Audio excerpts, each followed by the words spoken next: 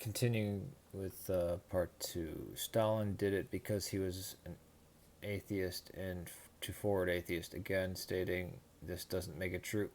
He said it in his own words. Sorry, I think I already covered that. No, I know I did.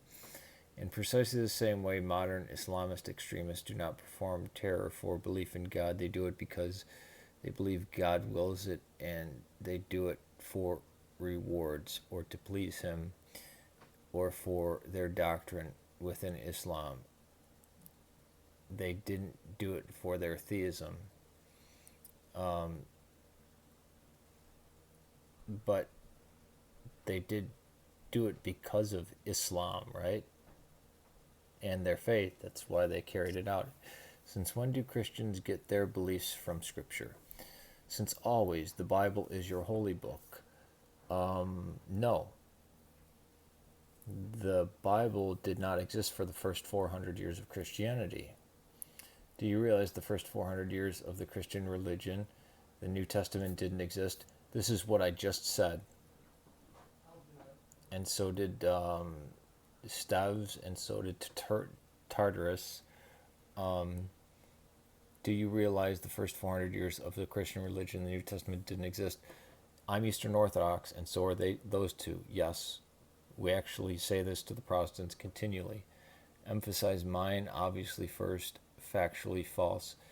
There were scripture going back decades at minimum after Jesus' supposed life and ministry. Second, the Old Testament existed, right? Not in the form it is now. And even if we accept that there was a 400 years later a complete bogus claim, that would mean a minimum that Christians have been getting instructions from Scripture since then. No, there was many groupings of books, but a canon, no. I mean, we know that there's the Rylands Papyrus dates to AD 115, and that's a piece of the book of the Gospel of John. The church holds sway over Scripture unless you are a member of countless sects which don't care about Catholic decree. And the point, well, it's the fact that there was only one church for the first 1,000 years, and the church is the sole interpreter of Scripture. So yeah, the Eastern Orthodox Church, I don't care what the Pope has to say or what anybody in league with the Pope has to say. From India to Ireland, from Ethiopia to Russia, there's only one meaning. But there's multiple different canons of the Bible, by the way.